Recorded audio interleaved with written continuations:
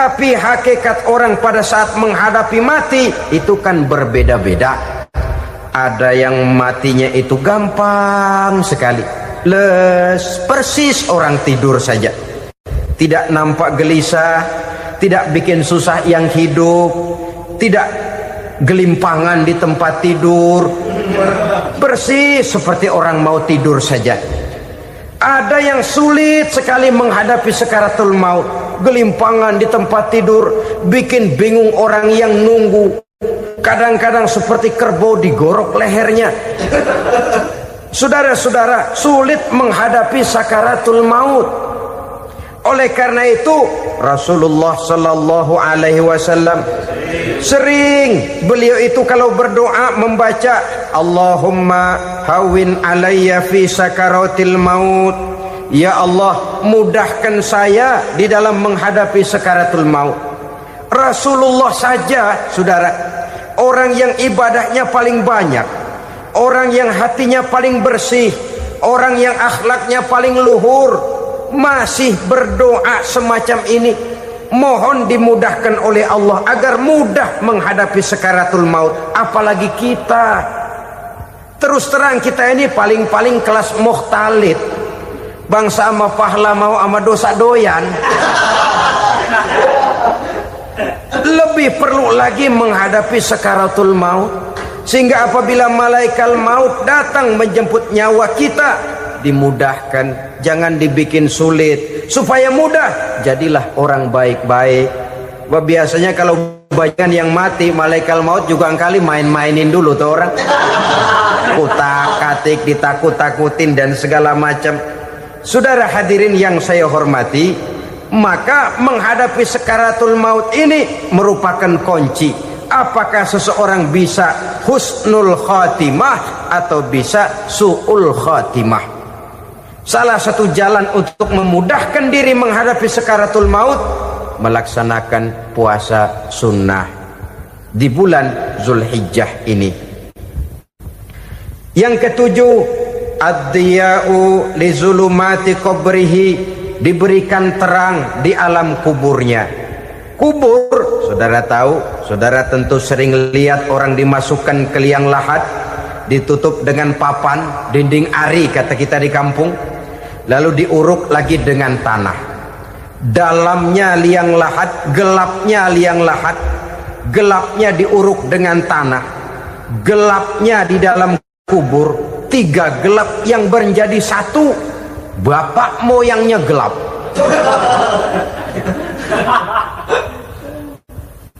Puasa sunnah ini merupakan terang di alam kubur kita nanti.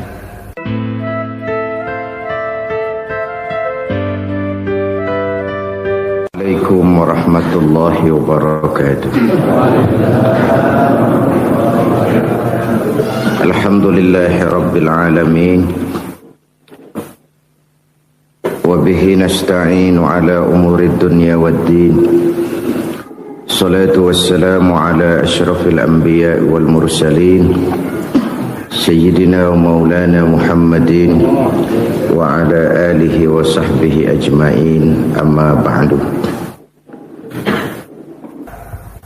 Pada pertemuan kali ini secara khusus kita akan membicarakan tentang puasa ini. Kita akan mulai dari yang pertama, puasa sunnah. Sebagaimana yang kita maklum, sunnah adalah satu perbuatan yang apabila kita kerjakan berpahala, tapi apabila kita tinggalkan tidak merupakan dosa. Hanya saja ia merupakan barometer dan ukuran daripada orang-orang yang cinta kepada sunnah itu sendiri. Ada banyak jenis puasa sunnah ini. Yang pertama, puasa sunnah di bulan Muharram. Rasulullah sallallahu alaihi wasallam bersabda, afdalus siyami ba'da Ramadan syahrullahil Muharram, wa afdalus salati ba'dal faridah salatul lail.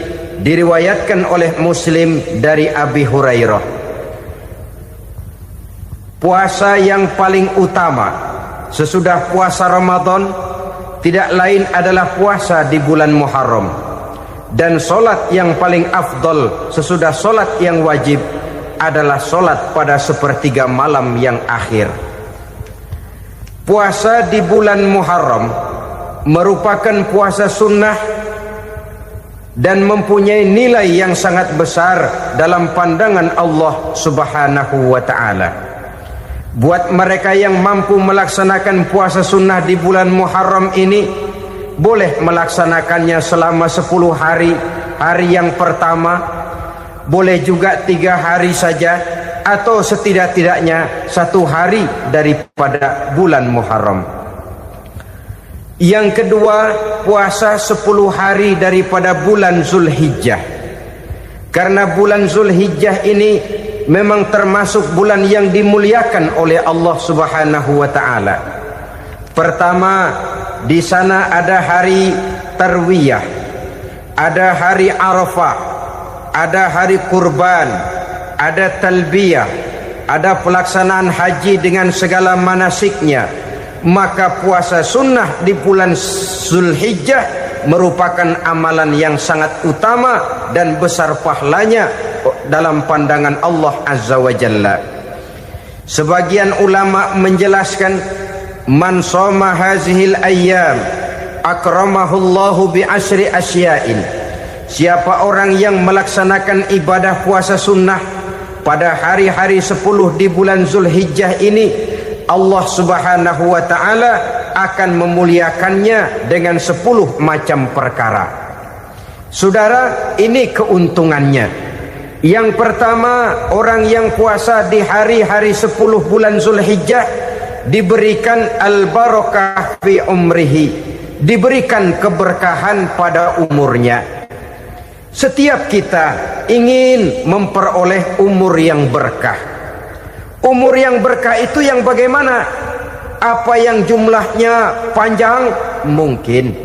Tetapi yang jelas, umur yang berkah ini adalah umur yang bisa dipertanggungjawabkan di hadapan Allah Subhanahu wa ta'ala. Artinya, umur yang diisi penuh dengan kebajikan, umur yang diisi dengan segala macam kegiatan ibadah, dan umur yang dengan demikian sungguh pun kita sudah mati, jasad terkubur dalam tanah, nama kita akan tetap hidup, dikenal orang oleh karena kebajikan yang kita kerjakan. Saya kira akan lebih merupakan azab ketimbang nikmat kalau orang diberikan umur panjang tapi hanya untuk menumpuk-numpuk dosa saja. Kan lebih baik mana? Umur pendek banyak pahala, umur panjang banyak dosa. Lebih baik mana? Saya yakin yang paling baik tentu umur panjang banyak pahala. Paling sial umur pendek dosa melulu. Sudah diberikan umur pendek tidak seberapa, dosa berlipat ganda. Itu kalau orang kampung bilang tekor namanya. Rugi. Umur pendek hanya untuk menumpuk-numpuk dosa. Boleh jadi kalau umat-umat zaman dulu, saudara, mereka diberikan umur panjang. Nabi Adam, kita tahu Nabi Adam itu 2000 tahun umurnya. Nabi Nuh 950 tahun. Umatnya ya rata-rata segitu itu. Nah, kalau mereka misalnya punya umur 800 tahun, lalu 200 tahun mereka melakukan dosa, kan masih punya restan 600 tahun untuk taubat. Karena umurnya diberikan jatah panjang. Kita ini oleh Allah Subhanahu wa ta'ala, umat Nabi Muhammad ini umurnya pendek-pendek. Kalau nyontoh Nabi 63 tahun saja. Kalau diberikan 70 tahun umur kita sekarang, itu sudah dapat jatah lebih 7 tahun. Alhamdulillah bahwa Allah memberikan saat-saat, waktu-waktu, tempat-tempat yang punya nilai istimewa, sehingga umur yang pendek ini bisa bernilai panjang, nilai ibadahnya bisa bernilai pahala seperti umat yang berumur panjang dahulu itu. Karena itu manfaatkan umur dengan baik, dan salah satu keberkahan daripada umur akan datang dengan melaksanakan ibadah puasa sunnah. Ini yang pertama. Yang kedua, az-ziyadatu fi malihi, berikan tambahan hartanya, menjadi orang kaya. Kaya apa? Kaya hati setidak-tidaknya. Karena dengan tekun dan rajin melaksanakan ibadah puasa, yang segera tertanam dalam jiwa seseorang merasakan cukup di dalam kehidupan. Itulah dia orang yang paling kaya, orang yang hidupnya paling cukup. Kalau orang sudah merasa cukup dalam hidupnya, maka itulah dia orang yang kaya. Saudara-saudara kaum muslimin rahimakumullah, puasa sunnah memberikan tambahan harta, usahanya berkembang, dengan demikian membawa keberkahan, hartanya makin bertambah, akan menunjang ibadahnya kepada Allah, lebih memantapkan dan membawa ketenangan dalam hidupnya. Itu termasuk berkahnya melaksanakan puasa sunnah itu. Yang ketiga, al-hifzu fi iyalihi, diberikan penjagaan, perlindungan terhadap keluarganya, anaknya sehat, sanak famili dan handai tolannya terjaga dan terpelihara dari segala malapetaka, dari segala mara bahaya, kesehatannya terjamin dan terpelihara. Itu sudah merupakan modal yang sangat besar di dalam kita mengarungi kehidupan. Sebab rasanya sulit untuk bahagia, duit kita banyak sekali, usaha kita selalu mendatangkan untung yang berlipat ganda. Tapi sebentar-sebentar anak kita sakit, yang ampek, yang korengan, yang kena musibah, ndak tak karu-karuan sakit, berobat sampai jutaan rupiah. Itu kan sudah tidak membawa kebahagiaan. Uang masuk yang begitu banyak jumlahnya, habis akhirnya untuk berobat saja. Sebenarnya hitung-hitung ya seri-seri juga. Usaha berhasil, duit banyak, habis untuk berobat. Lah sama juga saudara-saudara. Jadi dengan demikian, biar duit kita banyak, asal keluarga pada sehat saja, udah enak bener itu. Duit banyak, ekonomi cukup, keluarga sehat, nikmat rasanya menjalani kehidupan ini. Yang kiamat sudah duit kagak barang seperak, keluarga ampek semua. Kiamat sudah. Saudara hadirin yang saya hormati, jadi yang ketiga, Allah memberikan pemeliharaan terhadap keluarganya. Satu kali orang dipelihara Allah, tidak satu kekuatan pun yang bisa mencelakakan.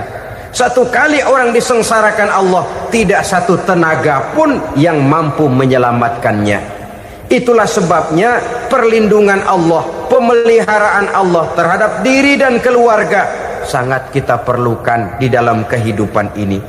Dengan melaksanakan ibadah puasa, kita mendekatkan diri kepada Allah. Dengan dekat kepada Allah, maka Allah pun dekat kepada kita. Sehingga dalam hadis qudsi dikatakan, ta'arraf ilallahi firraha ya'rifka fi syiddah. Ingatlah kepada Allah di waktu kamu senang, agar Allah ingat kepada kamu di waktu kamu susah.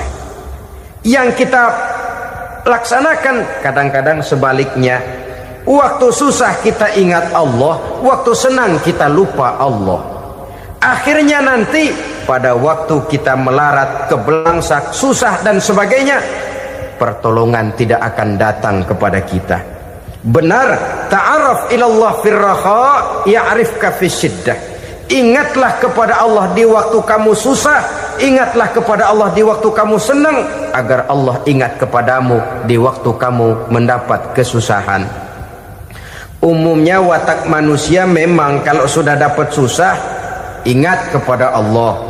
Waktu duduk, waktu berbaring, sambil tidur, dalam segala keadaan Allah disebutnya, Allah dimintakan pertolongannya. Tapi dikala dia berada pada posisi di atas angin, merasa senang, bahagia, Allah terlupakan. Saudara-saudara kaum muslimin, itu yang ketiga.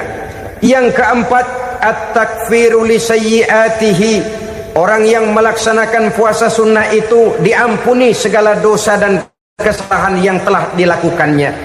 Dan yang kelima, at-tad'ifu li hasanatihi, diberikan balasan yang berlipat ganda dari segala kebaikan yang dikerjakannya. 1 berbalas 7, 7 bisa berbalas 10, 10 masih berbalas 100, masih ditambah dengan wallahu yudha'ifu liman yasha. Allah melipat gandakan pahala orang-orang yang dikehendakinya. Maka carilah satu kebaikan yang apabila kita kerjakan, dosa akan dihapus dan nilai pahalanya menjadi berlipat ganda. 1 kali kita bekerja, 2-3 pulau bisa kita raih dan kita jangkau.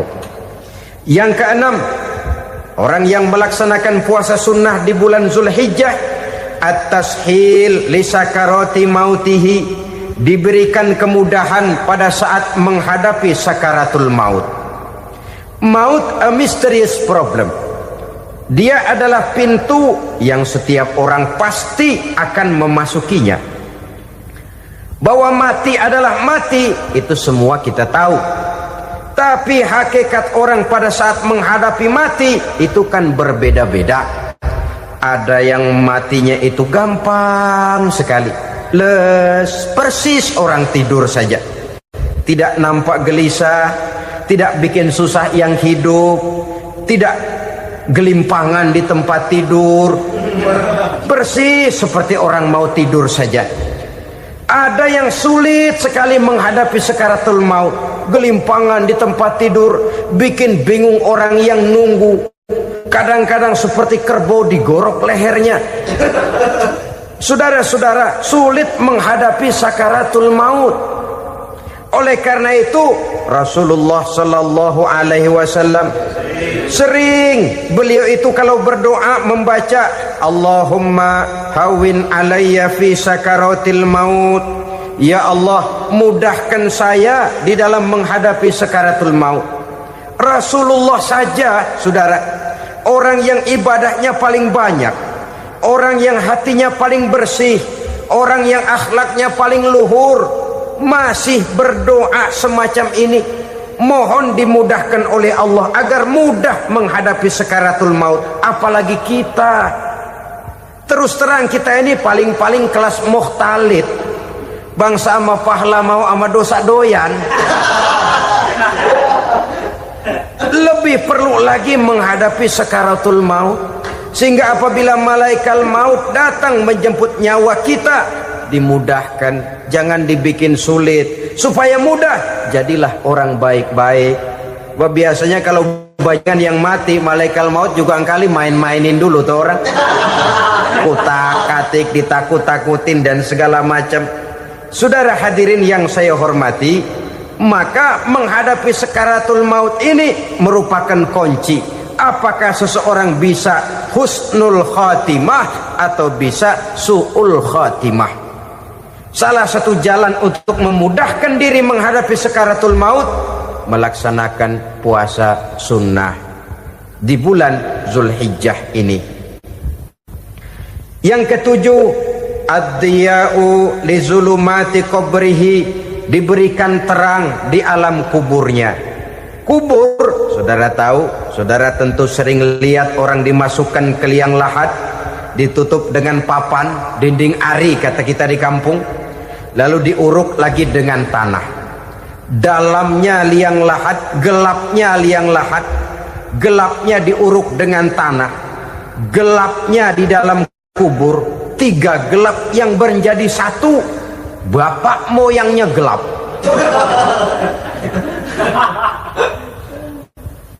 Puasa sunnah ini merupakan terang di alam kubur kita nanti.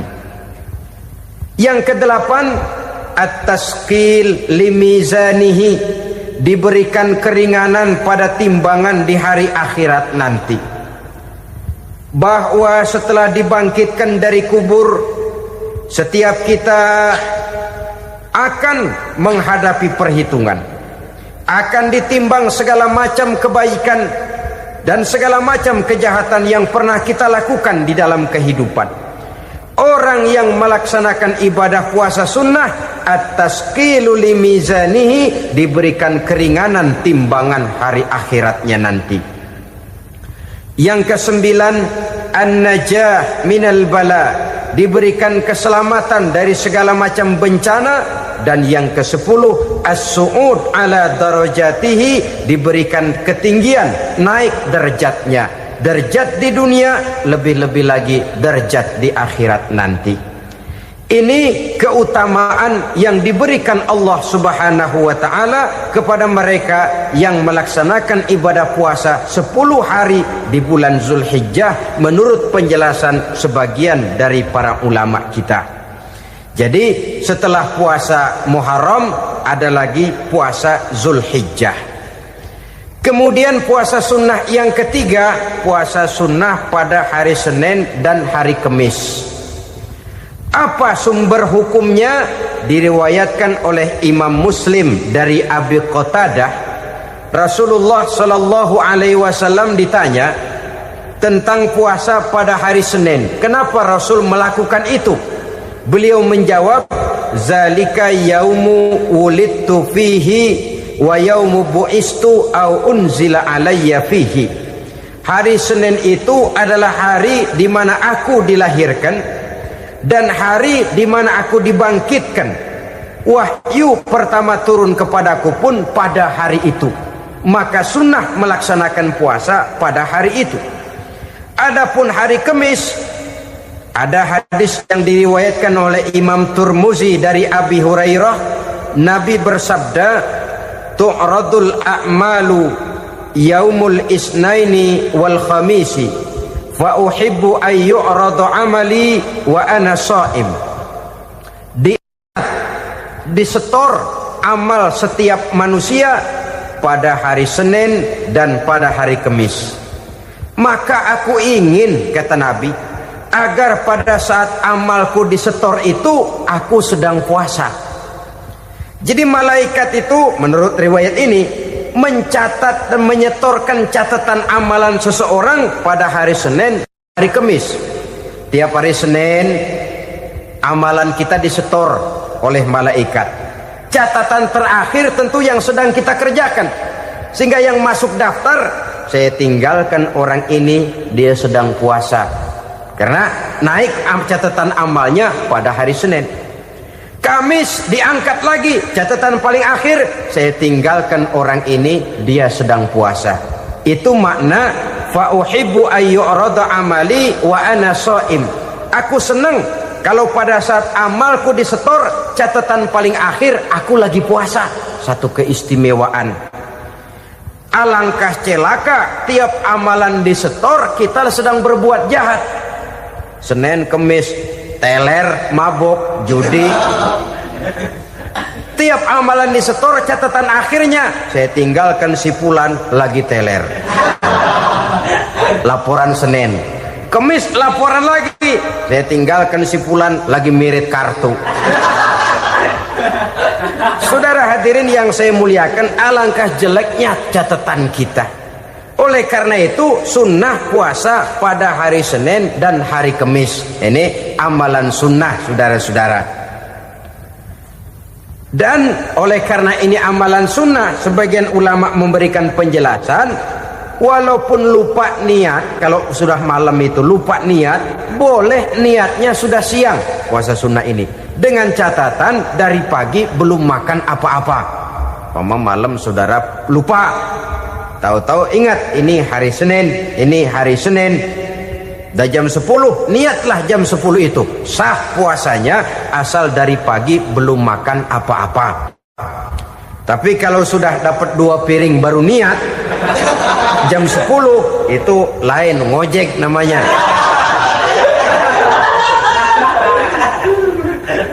Jadi puasa sunnah yang ketiga, puasa pada hari Senin dan hari Kamis. Yang keempat, puasa jenis sunnah yang keempat, puasa 6 hari di bulan Syawal. Diriwayatkan oleh Imam Muslim dari Abi Ayyub bahwa Nabi bersabda, man shoma ramadhana summa atba'ahu sittan min Syawal kana kasyamid dahri. barang siapa yang berpuasa di bulan Ramadan kemudian diikutinya dengan 6 hari di bulan Syawal, maka dia seolah-olah seperti orang yang berpuasa 1 abad lamanya. Allahu Akbar. Demikian besar keuntungannya. 6 hari di bulan Syawal sama dengan orang yang berpuasa 1 abad lamanya. Ini fadailul a'mal, saudara-saudara. Jangan diartikan karena menang sudah puasa 6 hari bulan Syawal, Ramadan tahun depannya lantas nggak puasa. Kenapa? Ukurannya sudah 1 abad. Bukan itu pengertiannya. Ini mendorong orang memberikan ganjaran pahala yang sedemikian besar. 6 hari setelah Ramadan, artinya di bulan Syawal. Tidak pada hari pertama Syawal karena haram hukumnya berpuasa pada hari fitri itu. 6 hari di bulan Syawal. Tinggal lihat yang mampunya saja. Boleh berurutan, boleh tidak berselang-seling, boleh, asal saja jumlahnya 6 hari selama masih bulan Syawal itu. Hari ini 3 hari lagi, 4 hari lagi, diselang-seling atau berurutan, itu juga lebih baik. Puasa sunnah 6 hari daripada bulan Syawal. Kemudian yang kelima, puasa sunnah 3 hari pada setiap bulan. 3 hari pada setiap bulan. Diriwayatkan oleh Imam Bukhari dan Muslim dari Abi Hurairah. Abi Hurairah bercerita, "Ausani khalili sallallahu alaihi wasallam bisalasin." Kekasih saya Rasulullah berwasiat kepada saya, memesankan benar-benar kepada saya untuk melaksanakan 3 amalan yang terpuji. Pertama, siyamu salasati ayyamin min kulli syahrin. Puasa 3 hari dalam setiap bulan. Ini wasiat yang pertama. 3 hari pada setiap bulan. Tidak peduli bulan apa saja. Dalam artian ya bulan menurut perhitungan Islam ya. Muharram, Safar, Rabiul Awal, Rabiul Tsani, Jumadal Ula, Jumadil Akhir, Rajab, Sya'ban, Ramadan, Syawal, Zulqa'dah, Zulhijjah dan selanjutnya. 3 hari pada setiap bulan. Tanggalnya tanggal berapa saja. Lebih utama pada yang disebut Yaumul Bid, yaitu hari-hari di mana bulan menunjukkan purnama. Tanggal 13, tanggal 14 dan tanggal 15 pada setiap bulannya itu disunahkan melaksanakan puasa. Itu wasiat pertama, puasa 3 hari pada setiap bulan. Wasiat yang kedua, waraqatai duha, melaksanakan sholat duha sekurang-kurangnya 2 rakaat. Itu wasiat yang dipesankan benar kepada saya, kata Abi Hurairah. Pertama, puasa 3 hari pada setiap bulan. Yang kedua, usahakan jangan meninggalkan 2 rakaat minimal daripada sembahyang duha. Kita tahu sembahyang duha itu sembahyang sunnah di waktu pagi seketika matahari naik sepenggalahan. Sekurang-kurangnya 2 rakaat, sebanyak-banyaknya 8 rakaat. Di antara fadilah atau keutamaan daripada sholat duha ini yaitu menyangkut masalah rezeki dan usaha. Kemudian wasiat yang ketiga, wa an utira qabla an anama. Beliau sangat berwasiat kepada saya untuk sholat witir sebelum tidur. Artinya sholat malam sebagai amalan sunnah di dalam kehidupan kita. Jadi saudara-saudara, dalam hidup ini kita akan selalu berbentur dengan keperluan. Kalau pada satu saat kita sudah sampai kepada tahap berpikir ini keperluan saya, tentu hal-hal semacam ini akan kita kerjakan. Kita belum tergerak melaksanakan ini semua oleh karena barangkali kita merasa belum memerlukannya. Karena itu marilah kita berusaha di samping melaksanakan puasa yang wajib juga melaksanakan puasa yang sunnah di dalam kehidupan kita. Ini jenis puasa-puasa yang sunnah. Kemudian yang kedua, ada macam puasa yang disebut puasa nazar. Hukum pelaksanaannya wajib apabila nazarnya sudah terwujud. Puasa nazar, puasa yang dikaitkan dengan suatu persoalan.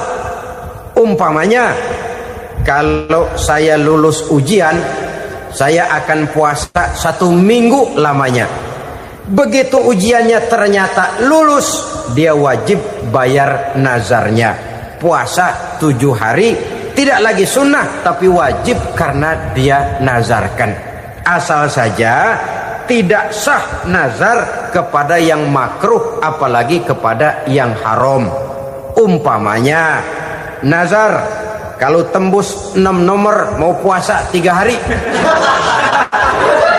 Itu nazar semacam itu bukan saja tidak sah tapi haram hukumnya. Tidak boleh nazar kepada yang makruh apalagi kepada yang haram. Jadi apabila maksud yang sudah kita niatkan tercapai, wajiblah nazar itu dibayar, yaitu kalau nazarnya sunnah melaksanakan ibadah puasa.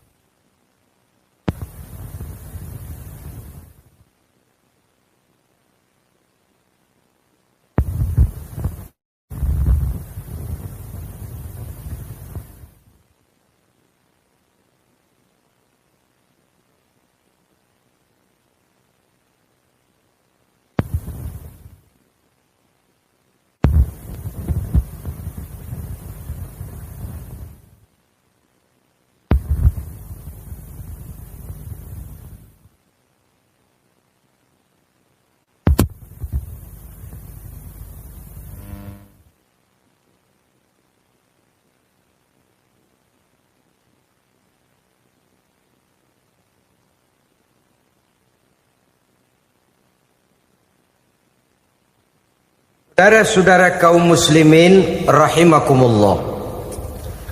Jenis puasa yang ketiga kita kenal dengan puasa wajib.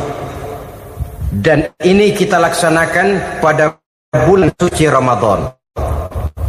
Tentang teknis pelaksanaan ibadah puasa di bulan Ramadan sudah pernah saya bicarakan pada pertemuan tentang Ramadan dan Idul Fitri.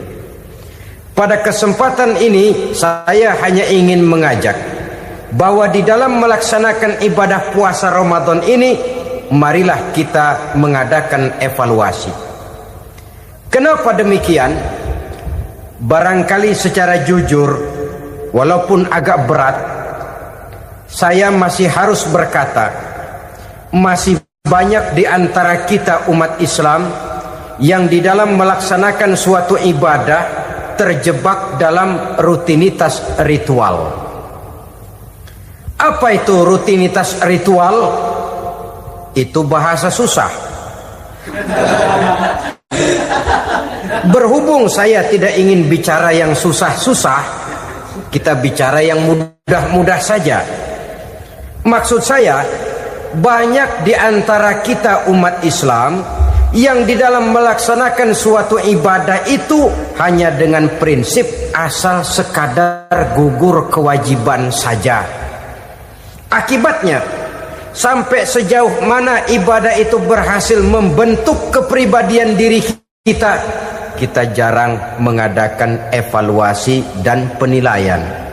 Salat yang penting gugur kewajiban. Puasa yang penting sudah gugur kewajiban. Haji yang penting sudah gugur kewajiban. Maka jangan heran kalau itu yang jadi prinsip, ibadah lantas tidak punya dampak dalam membentuk kepribadian diri. Banyak orang yang rajin sholat tapi munkarnya jalan terus. Sampai kadang-kadang kita bingung, yang sembahyang dia, yang nyolong dia. Puasanya kelihatannya tekun, tapi tidak punya kepekaan sosial. Sama yatim piatu bersifat masa bodoh, sama fakir miskin malah gemes. Tidak lantas tumbuh kepekaan sosial, walaupun dia sudah ikut merasakan tidak enaknya lapar dan haus. Ada juga yang sudah haji 4-5 kali mondar-mandir Jakarta Mekah, tapi gaya hidupnya tetap seperti katak di kolong tempurung, picik, sempit pandangan, dangkal hati, tidak terbuka walaupun sudah melihat Islam dalam skala internasional. Yang dia lihat, yang dia saksikan, yang dia pandang tidak sanggup menggugah dan mengubah jiwanya, tidak bisa mewarnai pandangan hidupnya. Inilah akibatnya kalau ibadah hanya dikerjakan dengan prinsip asal sekadar gugur kewajiban. Hasilnya yaitu tadi, hajinya cuma menang topi putih sama serban. Sholatnya cuma prinsip asal gugur kewajiban. Begitu juga puasanya, begitu juga zakatnya dan ibadah-ibadah lainnya. Bukan tanpa satu maksud. Jikalau Allah Subhanahu wa ta'ala memerintahkan kita melaksanakan ibadah puasa di bulan suci Ramadan, bahkan maksud itu sangat pada penghujung ayat yang memerintahkan kita puasa. Ya ayyuhallazina amanu kutiba alaikumus syiyam kama kutiba alal ladzina min qablikum la'allakum tattaqun. Orang yang beriman, diwajibkan atas kamu berpuasa, telah diwajibkan juga kepada orang-orang yang sebelum kamu, la'allakum tattaqun, agar kamu dengan puasa itu menjadi manusia yang bertakwa kepada Allah Subhanahu wa ta'ala. Dengan kata lain, berhasil atau tidak puasa Ramadan kita ini akan nampak takwa kita meningkat atau tidak setelah kita melaksanakan ibadah puasa. Sehingga kalau orang mengatakan Ramadan itu merupakan month of training, bulan latihan, keluar latihan tentu harus semakin naik dan baik gaya kehidupan kita. Jadi tujuan utama daripada pelaksanaan ibadah puasa adalah untuk membentuk manusia yang bertakwa. Nah, takwa itu kata Imam Qusairi hurufnya ada 4. Ta, qaf, wawu, ya. Masing-masing huruf ini simbol dari pribadi orang yang bertakwa, bina dan dibentuk oleh pelaksanaan puasanya. Mari kita lihat. Huruf ta adalah lambang dari sifat tawadhu, rendah hati. Orang yang bertakwa, orang yang tidak mempunyai sifat sombong. Puasa menanamkan kita kesadaran terhadap kelemahan, terhadap keterbatasan, terhadap segala ketidakmampuan yang kita miliki. Ya Allah, baru sehari nggak kena makan, nggak kena minum, sudah begini lemesnya. Puasa memang kalau pagi orang masih sehat, masih terdorong oleh sahur, siang masih lumayan, tapi zuhur ke atas biasanya mulai sikap lemah manusiawi, keterbatasan kekuatan biologis itu mulai nampak. Dari sini tanam satu kesadaran.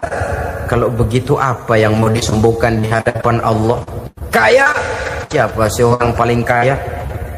Ilmu, siapa sih orang paling pintar? Pangkat, siapa sih orang paling tinggi jabatannya? Dari sifat semacam ini lahir introspeksi, rasa mawas diri, timbul sifat tawaduknya, rendah hatinya, tidak melonjak menjadi angku dan sombong lantaran sedikit kemampuan dan kekuatan yang dimilikinya. Lalu untuk sikap yang lebih jauh, terwujudlah, terbentuklah apa yang dinamakan stabilitas temperatur batin. Orang tetap konstan menjaga nilai-nilai idealisme yang pernah dimilikinya. Dia mulai dengan adil, dia berjalan tetap dengan keadilan, dan dia berakhir juga tetap dalam keadilan. Jangan mulainya adil, tengahnya setengah adil, di akhirnya malah zolim sama sekali. Ini tidak punya stabilitas temperatur batin. Kan banyak orang begitu toh. Mulanya benar, belakangan mau benar sendiri. Mulanya sudah rela berkorban buat kepentingan orang banyak, belakangan malah selalu mengorbankan kepentingan orang banyak. Waktu di bawah rajin baca ayat kursi, dapat kursi lupa ayat.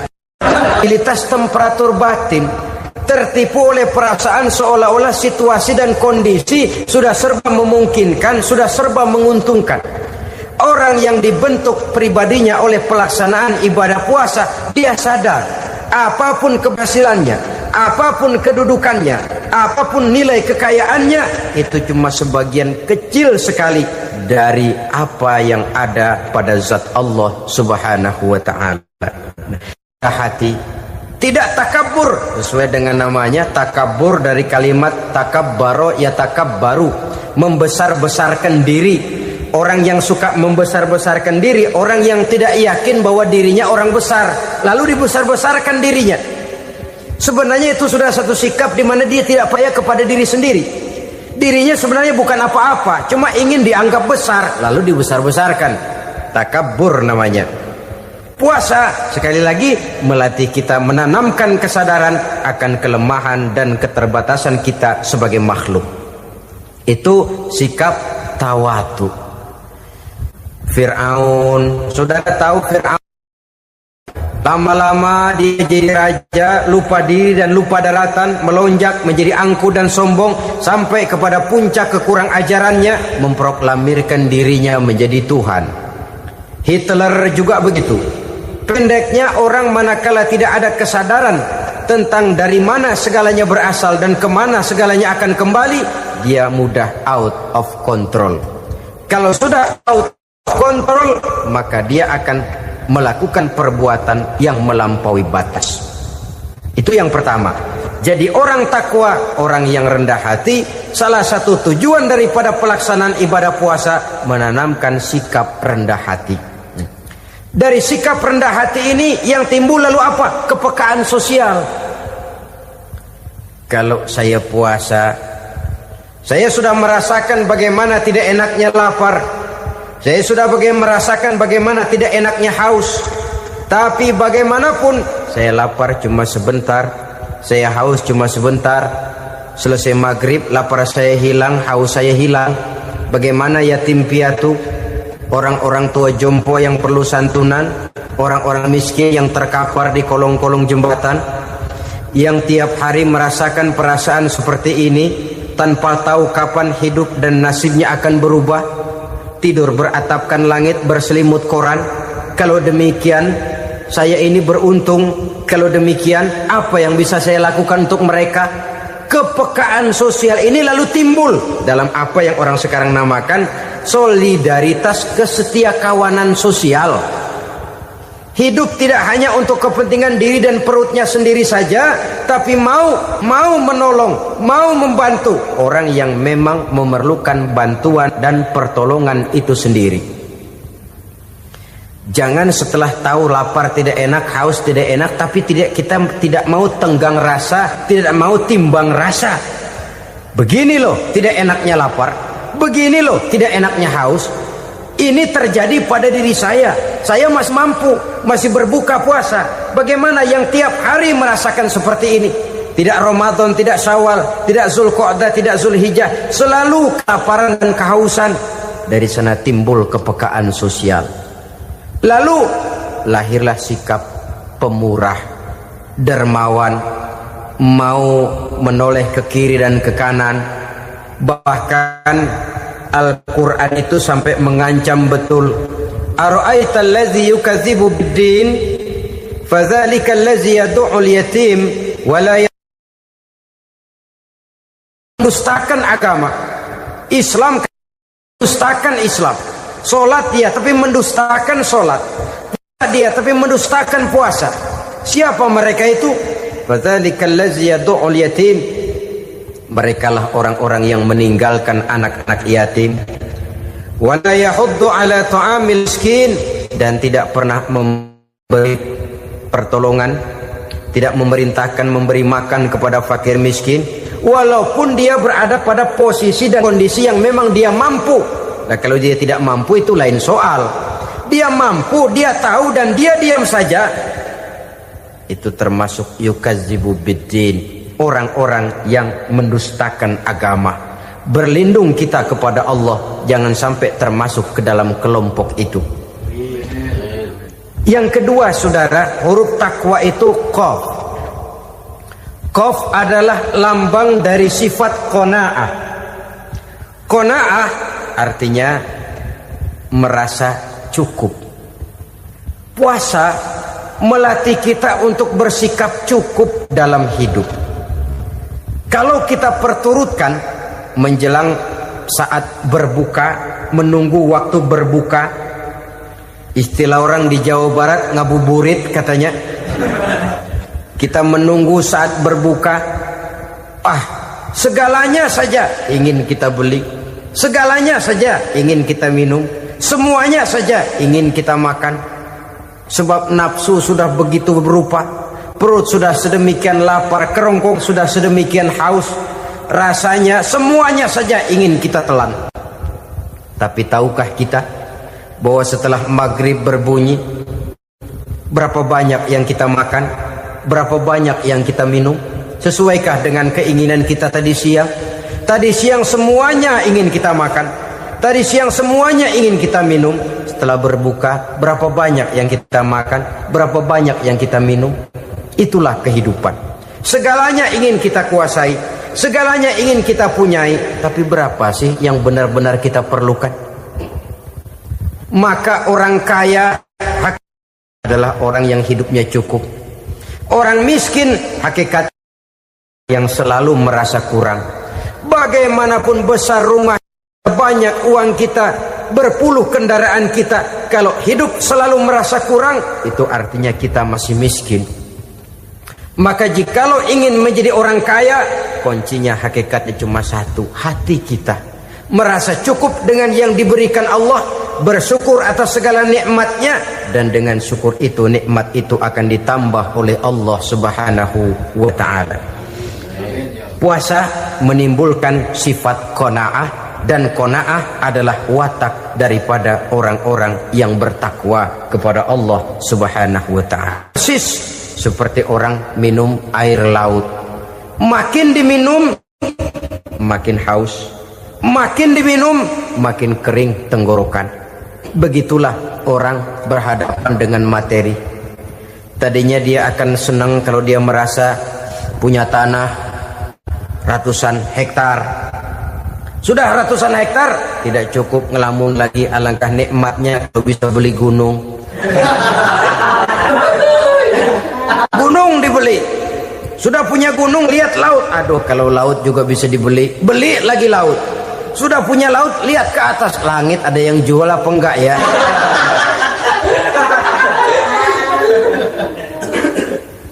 Seperti orang berhadapan dengan air laut yang makin diminum makin membuat kita haus dan makin kering tenggorokan ini.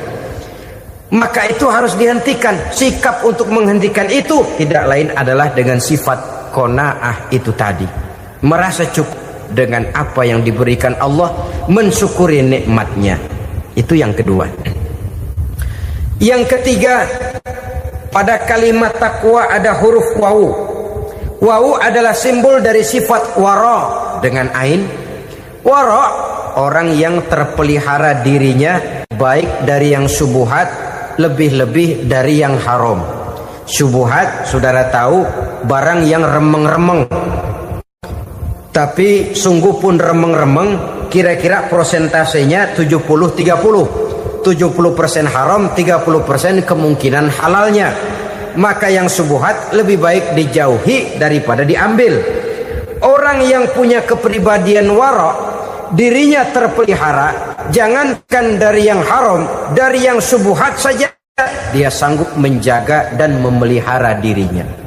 Oleh karena itu saya heran kalau orang di bulan Ramadan dia sanggup menjaga diri di waktu siang dari jenis makanan yang halal, dari jenis minuman yang haram. Ada tahu nganggur di meja siang, enggak dia makan.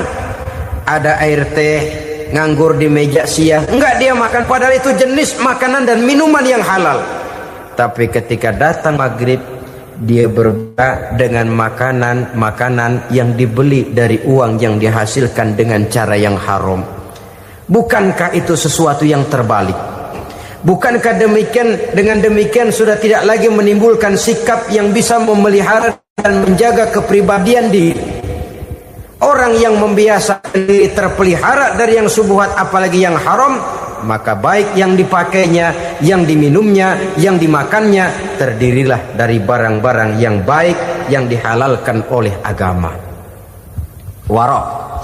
Kemudian yang keempat, pada huruf kalimat takwa ada huruf yakin. Huruf ya simbol dari sifat yakin. Orang yang puasa dibentuk kepribadiannya mempunyai satu keyakinan yang tangguh, dan keyakinan adalah ciri daripada orang yang takwa. Kita lihat yang dipanggil melaksanakan ibadah puasa ini kan iman. Karena memang sulit untuk melaksanakan puasa kalau tidak iman yang jadi dasar. Setidaknya seperti sudah pernah saya sampaikan, ibadah puasa ini memang sulit terkena penyakit show. Kalau kita sholat barangkali terangsang karena kelihatan orang lain. Kalau kita pergi haji mungkin jadi sugesti karena orang banyak tahu. Kalau kita bayar kita jadi terangsang karena banyak orang lihat. Tapi kalau sudah puasa, puasa itu kan yang tahu cuma kita dan Allah saja. Ya, kita sholat, orang lain lihat, kita jadi rada semangat. Kita pergi haji, orang lain banyak ngantar, kita semangat. Kita bayar zakat, orang lain banyak saksikan, kita bersemangat. Tapi kita puasa, siapa yang mau nyaksiin kita puasa?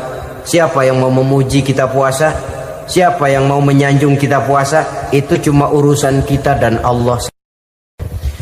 Oleh karenanya, dasar daripada pelaksanaan ibadah yang haus mencekik tenggorokan, segalanya jadi nikmatan. Tidak ada kerja yang lebih indah selain kerja yang didasarkan kepada satu keyakinan bahwa yang kita kerjakan itu adalah sesuatu yang benar. Dalam hal ini sesuatu yang diperintahkan oleh Allah Subhanahu wa taala kepada kita. Saudara-saudara kaum muslimin rahimakumullah. Demikianlah titik evaluasi kita. Jangan berpuasa hanya dengan prinsip asal sekadar menggugurkan kewajiban saja, yang akan berakibat Ramadan tahun ini berakhir begitu, Ramadan terjebak menjalani rutinitas ritualnya saja. Bahkan kadang-kadang yang nyata betul, Nabi menganjurkan tingkatkan ibadah pada 10 hari yang akhir di bulan Ramadan, tanggal 20 sampai akhir Ramadan. Yang kita praktekkan malah kegiatan ibadah kita justru menurun pada 20 Ramadan yang akhir. Coba lihat 20 Ramadan ke atas, itu pasukan tarawih paling kelas 60-70 tahun ke atas. Kemana yang lain sudah berpikir menghadapi lebaran, berpikir pulang mudik, berpikir macam-macam. Akibatnya konsentrasi ibadah lalu buyar. Dianjurkan Rasul tingkatkan ibadah pada 10 hari yang terakhir. Kita malah makin ke akhir makin lancip.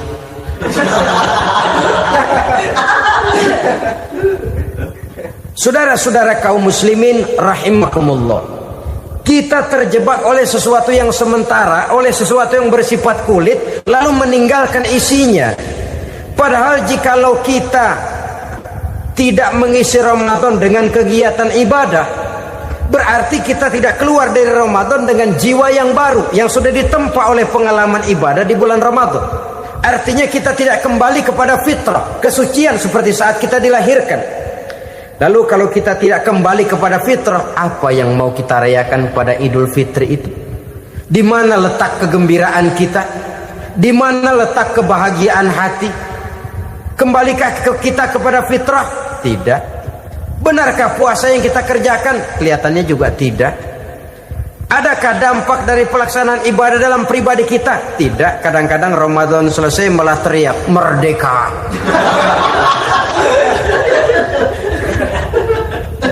Kalau tadinya Ramadan dia merasa terhalang, mau keluar siang, mau makan siang, bulan puasa, mau minum siang, bulan puasa, mau gandengan, bulan puasa. Ramadan selesai, kibarin bendera teriak merdeka. Lalu kembali merajalela, saudara-saudara, dampaknya tidak akan kelihatan. Padahal puasa yang baik la'allakum tattaqun membentuk manusia yang bertakwa kepada Allah Azza wa Jalla. Nah, sekarang apa kemudahan dan keistimewaan yang akan diberikan Allah kepada mereka yang sampai kepada tingkat takwa ini? Al-Quran menjelaskan, pertama, may yattaqillaha yaj'al lahu makhraja. Barang siapa yang bertakwa kepada Allah Subhanahu wa taala, maka dia akan diberikan makhraja. Makhraja itu jalan keluar dari segala macam kesulitan. Jalan keluarnya ada saja. Menurut ukuran kemampuan dia tidak mungkin, mustahil, tidak bisa, mana mungkin. Tapi pada waktunya ada saja jalan keluarnya. Termasuk jenis yang yaj'al lahu makhraja. Orang yang bertakwa kepada Allah selalu diberikan jalan keluar dari segala kesulitan yang dihadapinya. Siapa sih orangnya yang tidak pernah sulit dalam hidup ini? Siapa orang yang tidak pernah mengalami kesulitan? Tapi kadang orang menilai, itu kelihatannya hidupnya enak aja ya, kayaknya gak pernah mengalami kesulitan. Sebenarnya bukan tidak pernah mengalami kesulitan, Allah selalu memberikan jalan keluar dari segala kesulitan yang dihadapinya. Lah kalau Allah yang memberikan jalan keluar, tentu sangat mudah sekali. Orang yang bertakwa diberikan jalan keluar dari segala macam kesulitan. Satu. Yang kedua, wa yarzuqhu min haitsu la yahtasib. Dia akan diberikan rezeki oleh Allah dengan jalan yang tidak disangka-sangka. Rezekinya datang dengan cara yang tidak disangka-sangka. Gajinya mungkin kecil, tapi penghasilannya gede. Kan itu yang penting. Gaji dan penghasilan kan lain tuh. Boleh jadi gaji kecil, asal penghasilan gede, kan nikmat hidup itu. Nah, penghasilan ini ada yang bisa kita perkirakan. Bisa kita perkirakan. Misalnya gaji itu tadi. Kalau saya kerja, gaji saya begini. Ada rezeki yang masuk min haitsu la yahtasib. Tidak kita sangka-sangka, tidak kita duga-duga, tahu-tahu ada saja rezeki. Datang orang bawa persoalan yang mendatangkan hasil. Sebab rezeki, jodoh, maut memang seperti bayangan. Kita uber-uber dia lari, kita diem dia diem. Kan gemesin itu. Bayang-bayang itu begitu. Kita kejar, dia lari. Rezeki juga begitu. Kita diam, dia diam. Setengah mati yang namanya rezeki kita cari, kita uber, ngobek sampai ratusan bohong kita kerjain. Tapi memang belum waktunya, ya sulit untuk tembus. Tapi kadang-kadang giliran kita nongkrong di rumah, datang orang bawain rezeki. Itulah yang namanya rezeki. Tapi ini untuk orang yang bertakwa. Kalau tidak punya kredibilitas takwa, jangan lalu pakai ayat ini. Diberikan Allah dengan rezeki dengan jalan yang tidak disangka. Kan ada ayatnya dah. Kita mah manteng aja di rumah dah. Ntar juga tuh rezeki datang. Ini fasilitas yang diberikan kepada orang yang wa may yattaqillah, bertakwa kepada Allah, yarzuqhu min haitsu la yahtasib, diberikan rezeki dengan cara yang tidak disangka-sangkanya. Maka kadar ketakwaan jangan membuat kita buruk sangka. Tuh orang ya nggak kemana-mana, duitnya ada aja. Kalau dia takwa, Allah berikan jalan keluar. Yang lantas ngelihat kiai orangnya ahli ibadah, ilmunya tinggi, akhlaknya luar biasa, takwanya tinggi, rezekinya lancar. Lalu husnuzon nih kiai nggak kemana-mana, duitnya banyak, miara tuyul kali ini. Itu termasuk jaminan Allah yang masuk kategori min haitsu la yahtasib. Yang ketiga, yaj'al lahu min amrihi yusra. Dimudahkan segala urusannya. Dimudahkan segala urusannya. Kemudian yang keempat, yukaffir anhu sayyiatihi wa yu'azzim lahu ajra.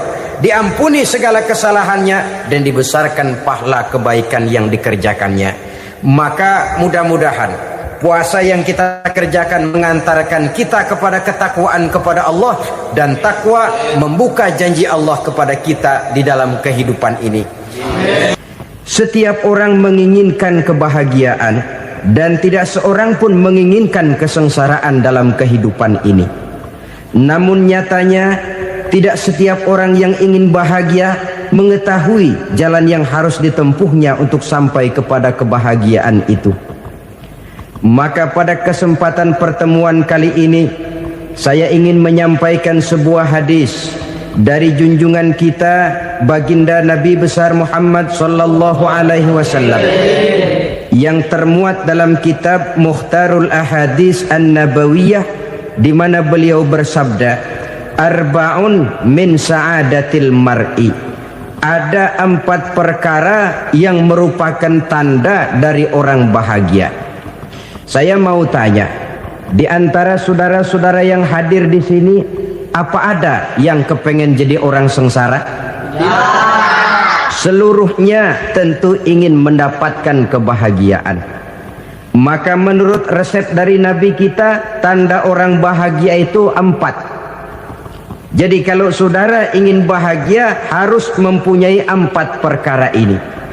Yang pertama, orang bahagia itu kata Nabi, darun wasi'un.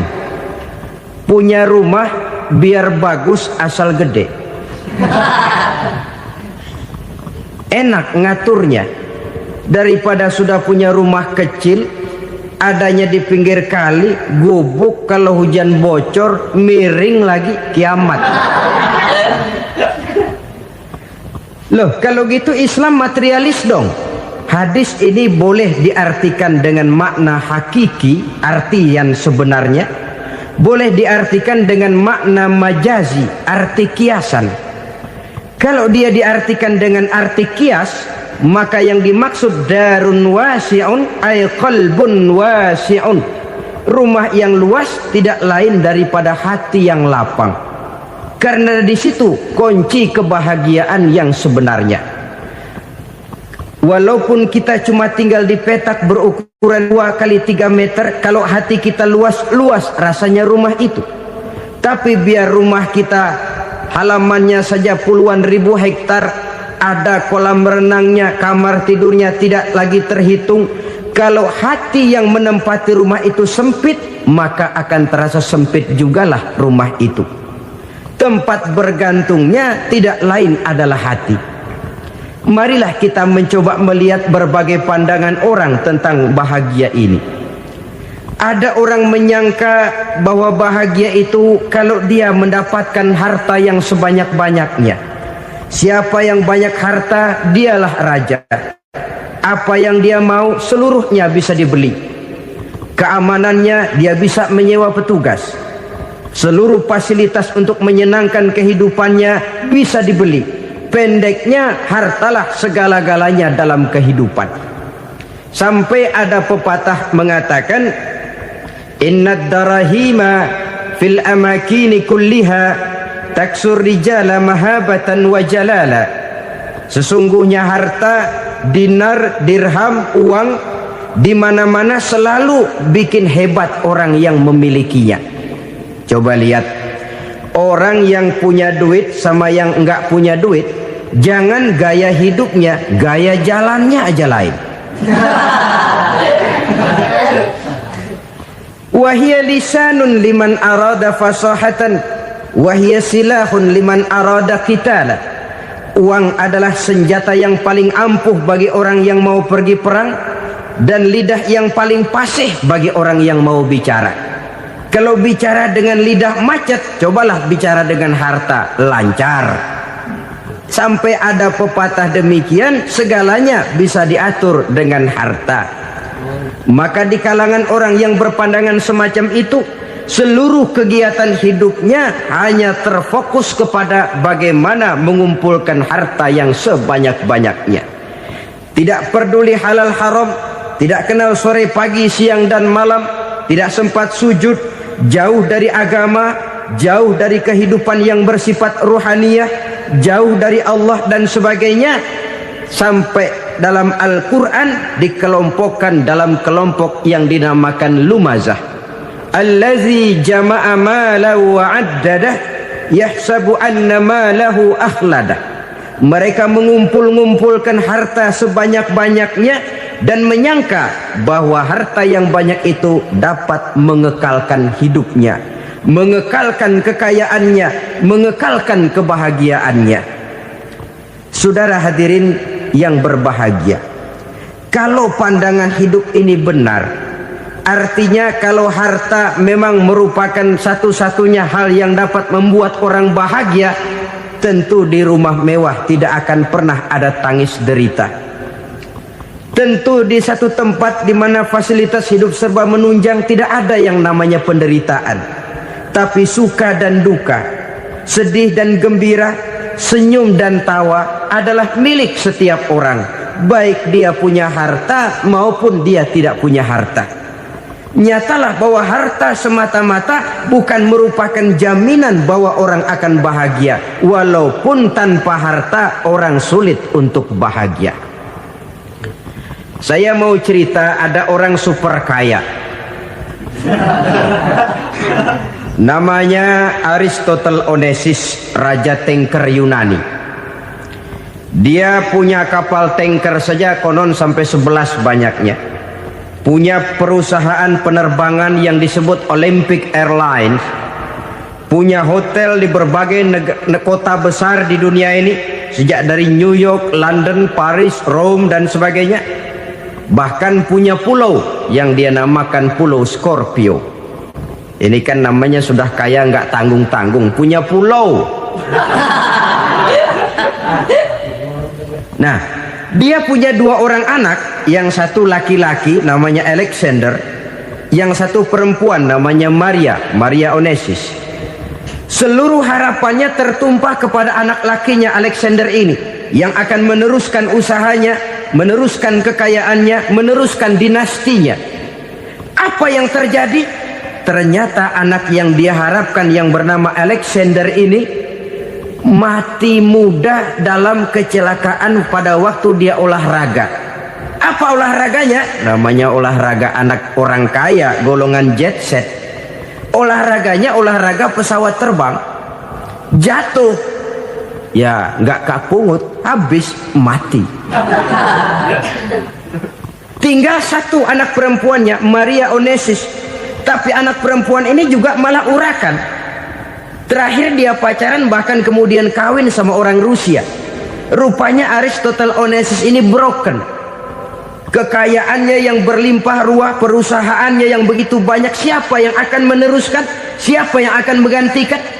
Sampai kemudian dia mengurung diri di Pulau Scorpio dan mati di sana secara mengenaskan. Seorang multi-jutawan, seorang yang super kaya, mati menyendiri di pulau sepi. Ibarat kata pepatah, anak ayam mati di lumbung. Bukan kekurangan makanan, keurugan makanan. Begitu kehidupan Aristotle Onesius. Dan banyak orang-orang yang sudah demikian kaya sampai dibingungkan oleh kekayaannya sendiri. Telusurilah kehidupan David Rockefeller misalnya, Henry Ford misalnya, Adnan Khashoggi misalnya. Multi jutawan yang kadang-kadang dibuat keder oleh kekayaannya sendiri. Pantas ketika Imam Ali ditawarkan orang, "Ya Ali, kalau kepadamu disuruh pilih ilmu atau harta, kau pilih mana?" Ya jelas pilih ilmu dong. Kenapa? Pertama, ilmu kalau kita berikan kepada orang lain tambah. Tapi harta kalau kita berikan kepada orang lain kurang. Saudara punya uang 10.000, dibagi orang 5.000, jelas uang saudara berkurang. Tapi saudara punya ilmu diberikan kepada orang lain bisa, saudara pun makin mantap. Tidak lantas jadi bodoh karena ngajarin orang. Saudara bisa Fatihah lalu mengajarkan orang Fatihah. Orang bisa, saudara pun makin hafal. Tidak lantas setelah diajarin orang ilmunya hilang. Begitu datang dia minta orang, tolong ajarin saya Fatihah. Udah habis, nggak ada.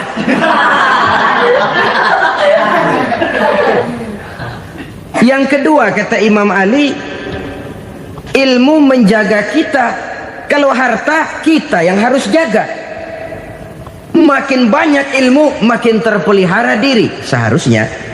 Tetapi makin banyak harta, makin bingung kita jaganya. Sampai kadang-kadang kalau perlu seluruh keliling rumah dipasangi alarm. Belum cukup disewakan anjing besar-besar, pasang di depan pintu, awas anjing galak. Masih belum cukup juga, cari centeng tukang-tukang kepruk jaga rumah. Masih terasa belum aman, padahal rumahnya dikelilingi tembok besar. Di balik tembok ada pintu-pintunya tebal.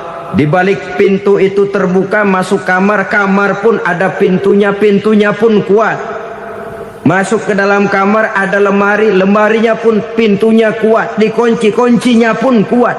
Tapi terhadap seluruhnya yang timbul cuma sekedar was-was saja. Kesimpulannya sekali lagi, tanpa harta orang memang sulit untuk bahagia. Tapi harta semata-mata tidak merupakan jaminan orang akan bahagia. Dengan hati yang luas, itu modal utama untuk mencapai kebahagiaan hidup.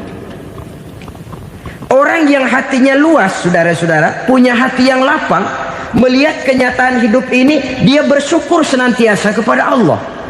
Lantas tidak timbul hasud dan iri hatinya. Oleh karena itu, jiwanya selalu lapang. Kalau tidak, cupik hati namanya. Dangkal pandangan, tidak senang melihat orang lain dapat nikmat, dan itu sering dijadikan contoh. Kalau orang yang lapang dada, dia lihat tetangganya beli TV baru, dia berkata, alhamdulillah ya, tetangga kita beli TV, mudah-mudahan kita bisa ikut nonton.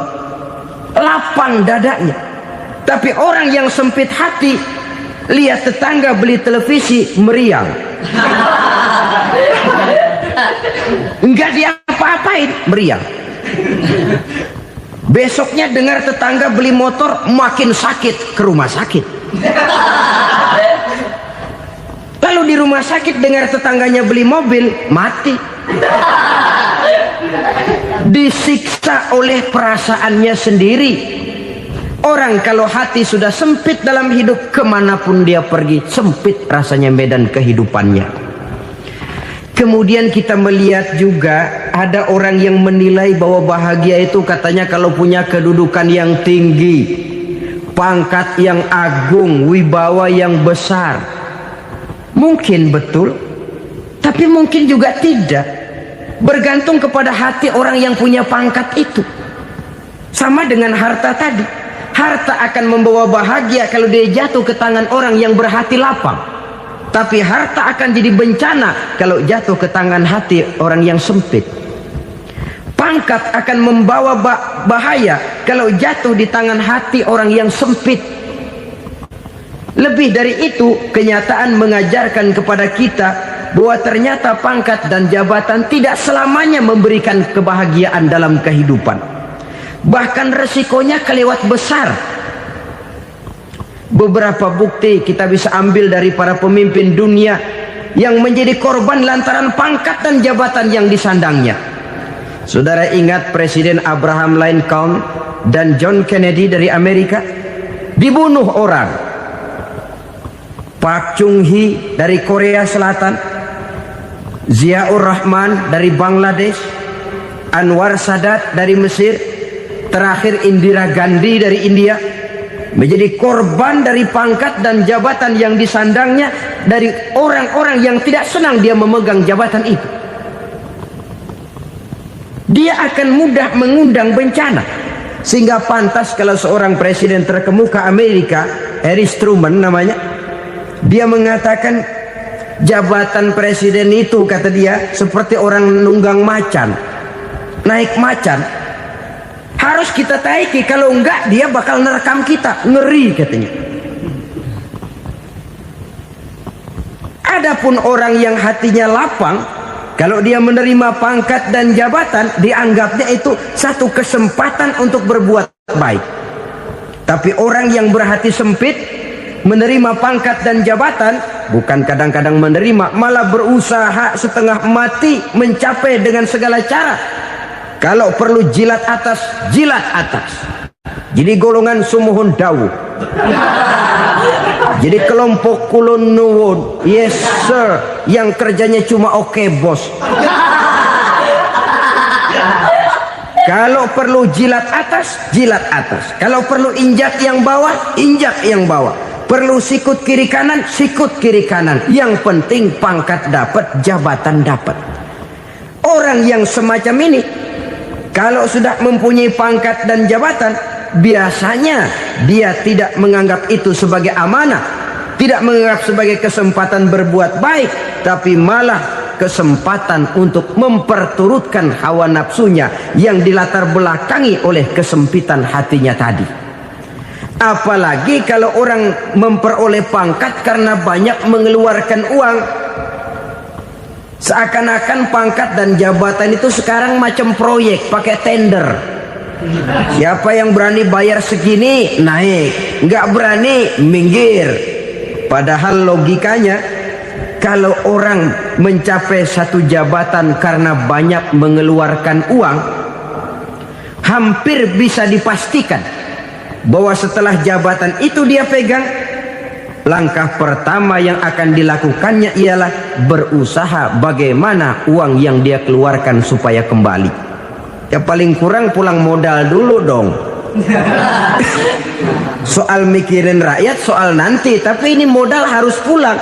Itu celakanya kalau orang memperoleh pangkat dan jabatan cuma karena banyak mengeluarkan uang.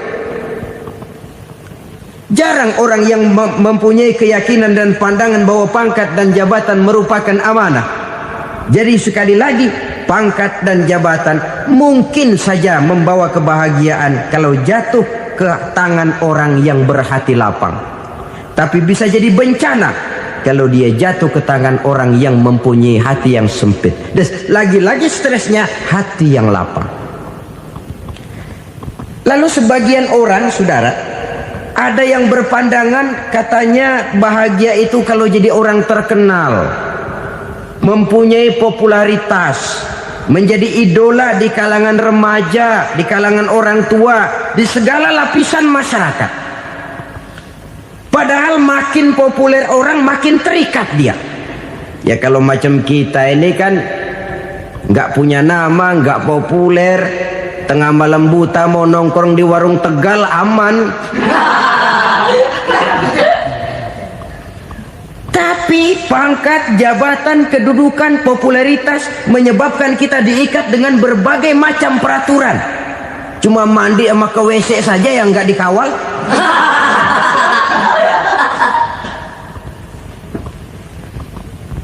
Benarkah popularitas, ketenaran membawa kebahagiaan?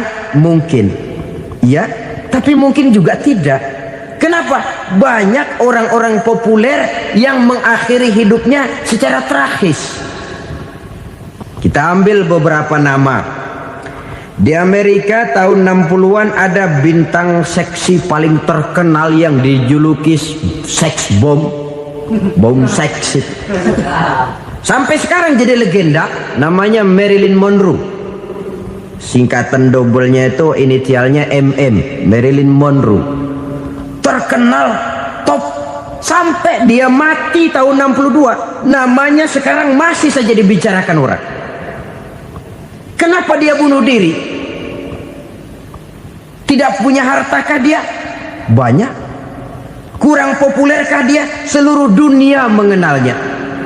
Sejak rakyat kecil sampai pejabat tinggi dia punya hubungan. Kenapa? Jenuh. Dia terlahir dalam keadaan yatim. Setelah itu tidak lama dia berangkat remaja, ibunya meninggal. Pindah dari wanita asuh ke wanita asuh sampai 12 orang ibu angkatnya. Dan kekecewaan yang paling parah, setiap laki-laki yang dekat dengannya hanya seperti kapal berlabuh. Datang dan pergi silih berganti. Padahal dia merindukan seseorang yang bisa melindungi hidupnya. Dia rindukan itu dan dia tidak pernah menemukan. Itu yang akhirnya menyebabkan dia minum pil tidur kelewat dosis, minum obat tidur kebanyakan, ya tidur terus sampai sekarang.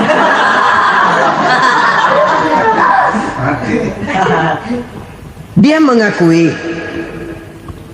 saya telah memiliki ketenaran, tapi saya tidak pernah hidup dalam ketenaran itu.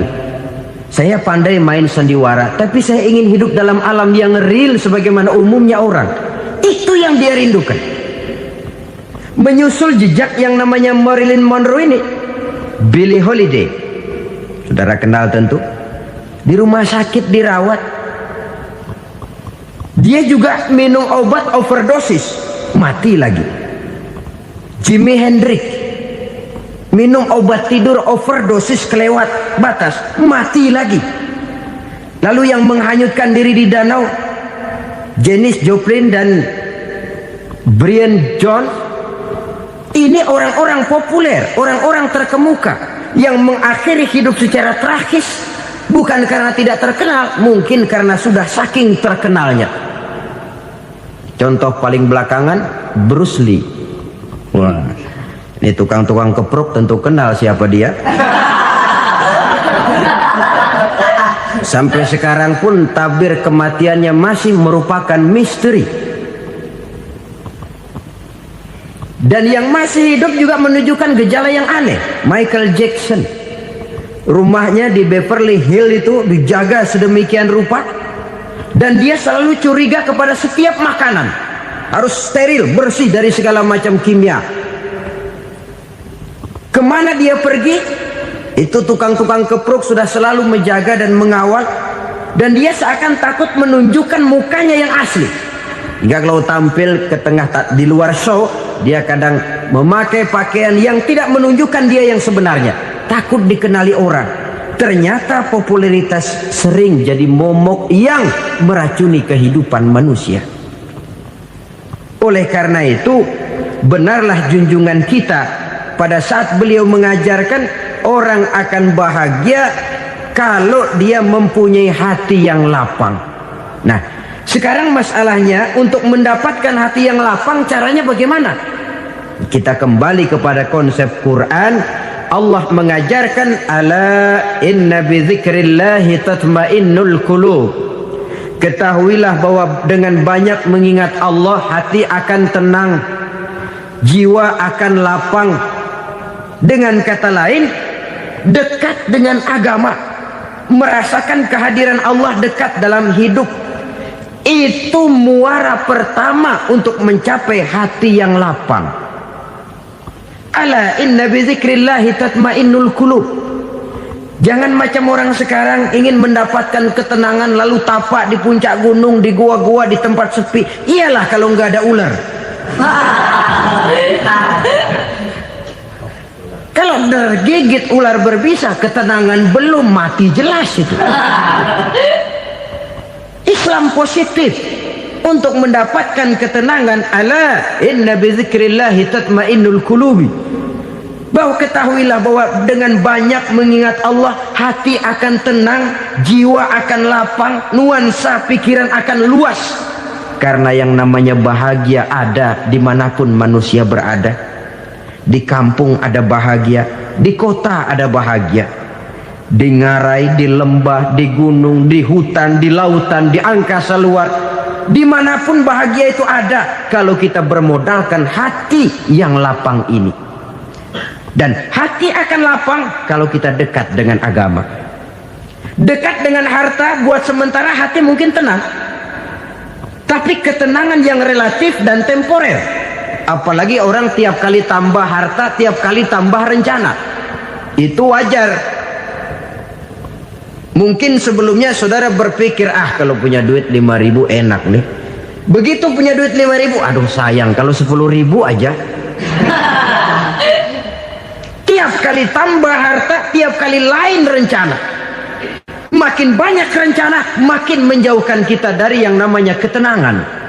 Padahal ketenangan merupakan unsur utama untuk mencapai bahagia. Dan ketenangan itu bermuara dalam hati manusia.